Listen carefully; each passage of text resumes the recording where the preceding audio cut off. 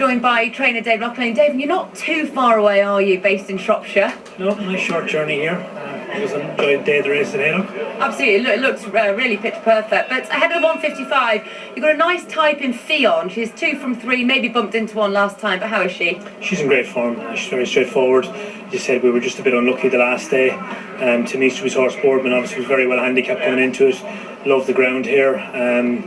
He went on to bolt up again in York 4 days later, so the form's been franked. She was 3 lengths clear of the rest of the field. Probably, again, it's heavier than we'd like it to be. There's another soft ground horse up against us today in May, but she's in great order. We'd be going in pretty bullish.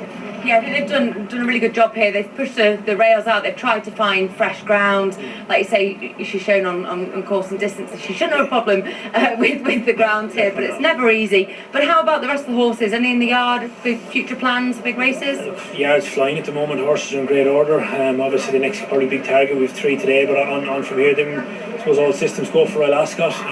Go Bears Go was a very impressive first time out in Ascot in his maiden, and he'll have a few entries. We'll probably enter for the Coventry, the Norfolk and the Windsor Castle, and we'll have a look and decide where to go from there. Dark Pine is 3 from 4, so shine in the yard.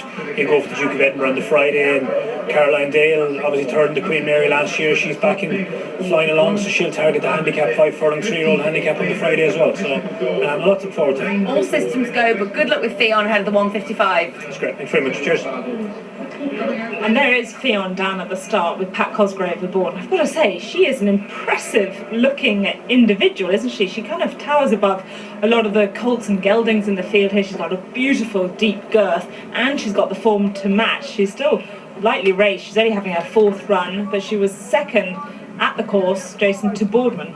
Yeah, Boardman, as we've seen, has come out and absolutely zipped in under quicker conditions at York last time as well. So the form has been given a big boost. You're right, as an individual, oh my word, what a big, strong, beautiful girl she is. I mean, a real powerhouse. There's so many ticks in her favour. She's drawn in 4, and stalls 3 and 4 tend to be favoured in 7 furlong handicaps at Haydock. However, she's not the favourite. Mole's Memory, also with form with Boardman, is well fancied. Yeah, jockey-wise, you talk about the draws here. So 7 furlongs, little short run into the turn, round into the straight, small field in the stayers that we had earlier on the first race, and they stayed towards the far side of the track. I just wonder, it's not particularly wide now, the track, whether some of the jocks will just edge across. About 3 or 4 horses off this near side rail was the place to be as they came down the straight yesterday. She's quite a looker, isn't she? Mole's Memory as well, with that speckly big white face. Only ran 8 days ago at York. Who's your pick, Fiona? Yeah, you definitely won't miss her, will you? Well, there's been lots of money over the last couple of days for Rodano. I know this horse started as the outsider of the field, 20 to 1, 25 to 1. So loads of late money for Rodano. But Lincoln Park is the one I'm going to give you in here. He's a 10 to 1 shot. Tom Dascombe obviously does so well here up at Haydock, is a previous course and distance winner. I just think that the last one at Chester I can completely put a line through. It was drawn wide, caught wide, and I think that just ruined the chances really for Lincoln Park. So I'm hoping returning to a track that's favoured. Jane Elliott rides plenty of winners here for Tom as well. I think loads of positives, and I think has got still more to come off this kind of mark. Also has form in this kind of ground as well, which again will be key. I like that 10 to 1 shot. Lincoln Park, very different type to Ffion, a small, stocky individual. Ollie. Well, actually, the horse that Leona's just flagged up there, Lincoln Park, is the horse at a price that's being backed. There's 2 well backed in opposition to the favourite. Silver Samurai is now 8 to 1, and Lincoln Park is 10 to 1. Did touch a low of 9 to 1, but on the exchanges, which was quite telling in our first live race from Goodwood, all the money for Nui St George. The money on the machine is for Silver Samurai and Leona's fancy Lincoln Park. Also in the market there, we've got Sunset Breeze, 11 to 2. Tom Collins, also 11 to 2. Did you give either of those this week? Yeah, they ran in real good races, didn't they? The Victoria Cup, and also Tom Collins was in the Thirsk Hunt Cup, and he put up a fair performance. Much better ground for him today. Ratia, second run for the team, will give me a run for my money each way. Right, so Ratia for Jason and Lincoln Park for Leona here. Trying to work out how many left to go. Looks like they're all set. 7 furlongs is the trip then for this Casumo sponsored handicap, and in the early strides pace is a reasonable one. Ffion moving forward amongst the leaders, in company as well with the diamond colours of Lincoln Park as they move quickly into the bend. Racing in third is Gabriel the Devil with a Raffi. And on the outside, the white jacket of Stone Soldier. In 6th place on the outside is Lord Oberon of Sunset Breeze and Redana. Finding the rail from that wide out gate, Silver Samurai crossed behind the field and continues to race behind Ratia. Mole's Memory and Tom Collins is last of all. So they're already making their way into the home straight. They'll have a cutaway if they stay to the far side with about 2 furlongs to go. So Ffion is heading far side. There is a group that is coming up the centre that is led by Lincoln Park, being followed by Stone Soldier.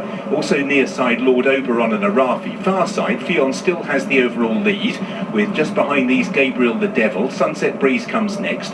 Redana, Silver Samurai, the grey horse in the noseband. Tom Collins is under pressure with 2.5 furlongs to go. Ffion with Redana. Then behind these Gabriel the Devil. Silver Samurai has moved through into 4th place. Then Tom Collins. Here's the cutaway, and it fans out up the inside for Redana to come after Ffion. Silver Samurai, Stone Soldier, Gabriel the Devil and Tom Collins. Ffion still out in front for Pat Cosgrave. Over on the far side, buxing on is Redana. Trying to stay on from the back is Mole's Memory, who just took a little nudge there from Stone Soldier. They're both finishing off very strongly down the centre.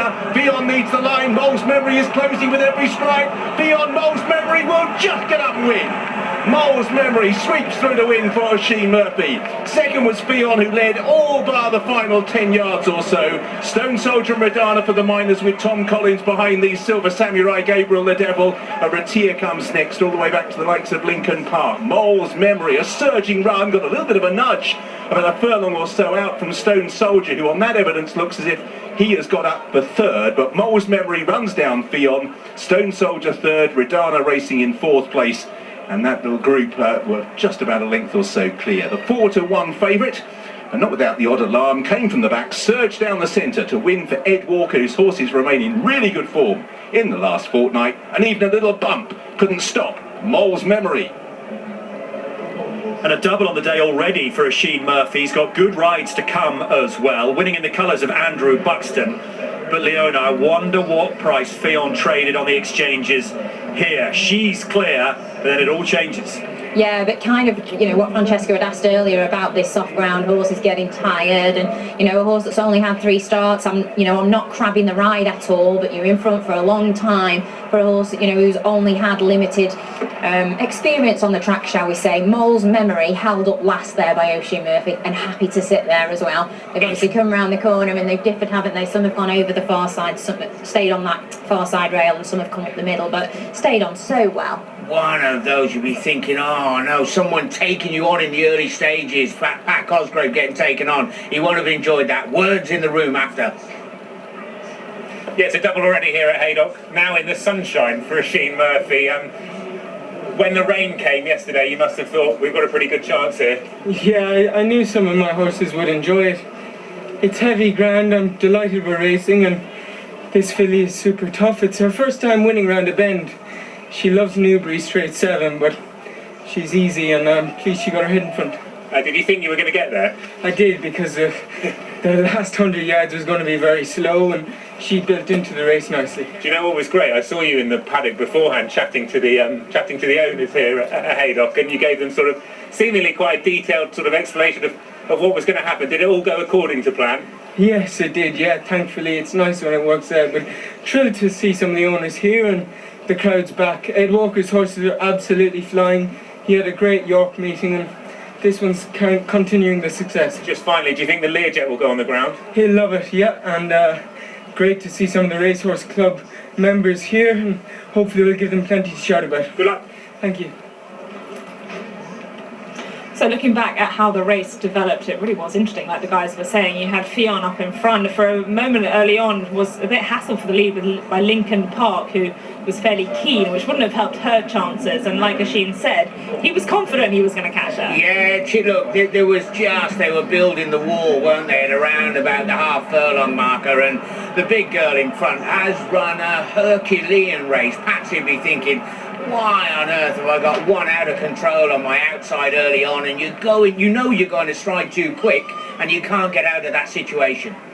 There's Kaser on the right there, leading in our winner, though Ffion traded at 1-5 on the exchanges. Mole's Memory wins the 4-1 favourite, reeling in Ffion, who was second at 13-2. So much to look forward to still this afternoon, including Ireland's first classic. But next we head